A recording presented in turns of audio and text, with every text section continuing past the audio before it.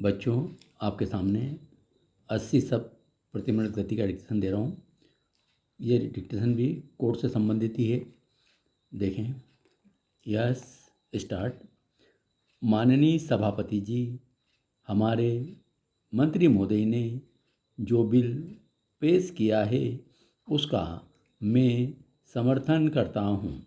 जो कानून हमारे पास है उनसे सब कुछ किया जा सकता है। अपराधी को दंड दिया जा सकता है, उसके खिलाफ मुकदमा चलाया जा सकता है और विशेष अदालतों की कोई आवश्यकता नहीं है। कोई भी काम जो जल्दबाजी में किया जाता है उसका नतीजा अच्छा नहीं निकलता है।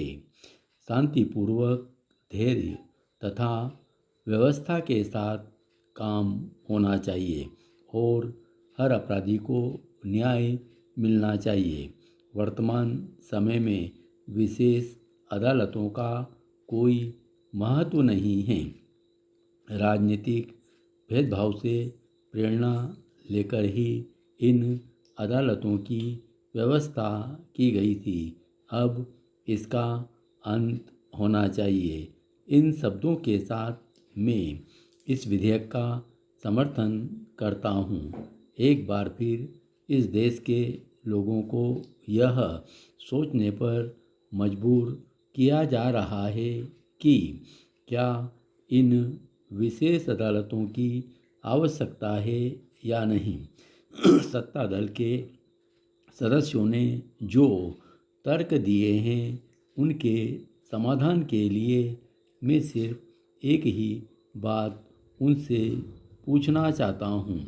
जिस समय जनता पार्टी की सरकार ने यह कानून बनाया था उस समय श्रीमती इंदिरा गांधी विरोधी पक्ष में थी।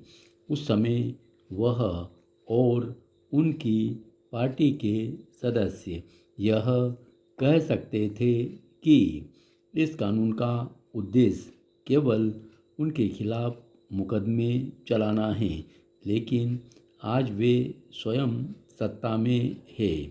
विरोधी दल की तरफ से उनको कोई खतरा नहीं है कि वे उनके खिलाफ विशेष अदालतों के अधीन मुकदमा चला सकते हैं। ऐसी अवस्था में इस बिल को लाने की आवश्यकता क्यों महसूस की गई है? महोदय, मैं अपने पूर्व वक्ता से एक बात पूछना चाहता हूँ। भारत में कानून और व्यवस्था की जितनी खराब स्थिति आज है, क्या इससे ज़्यादा खराब पहले भी कभी हुई है? क्या यह उस समय भी इतनी ही खराब थी जब देश में आपातकाल की घोषणा की गई थी? डाकुओं के नाम पर हजारों लोगों को उत्तर प्रदेश में गोली मार दी गई। कई हजार लोगों को पुलिस ने घरों में जाकर गोली से मार दिया। इतना कुछ होने पर भी आपातकाल की घोषणा नहीं की गई। आज जबकि आर्थिक और राजनीतिक घटनाएं हो रही हैं, उनका मुकाबला करने के लिए विशेष अदालतों का सहारा क्यों लिया जा रहा है? यह बिल लाने का हमारा उद्देश्य राजनीतिक नहीं था। हमारा उद्देश्य यह था कि संविधान के द्वारा यदि इस देश के लोगों के हितों को नुकसान पहुँचे तो लोगों को राजनीतिक और आर्थिक अपराध करने से रोका जा सके। श्रीमान, इस बिल को लाने का उद्देश्य यह था कि देश के राजनीतिक और सामाजिक कार्यकर्ताओं को स्वच्छ प्रशासन देने के लिए मजबूर किया जाए। लेकिन आज आर्थिक और सामाजिक अपराध जिस तरह से हो रहे हैं इसके बारे में सभी को मालूम है।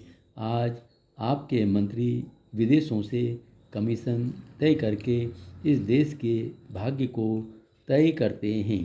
अतः देश के सभी मंत्रियों को चाहिए कि वे ऐसा कोई काम न करें जिससे देश की गरिमा को ठेस पहुँचे, क्योंकि सभी जानते हैं कि गलत काम तो गलत ही होता है। गलत काम के लिए कोई भी क्षमा नहीं कर सकता है। धन्यवाद।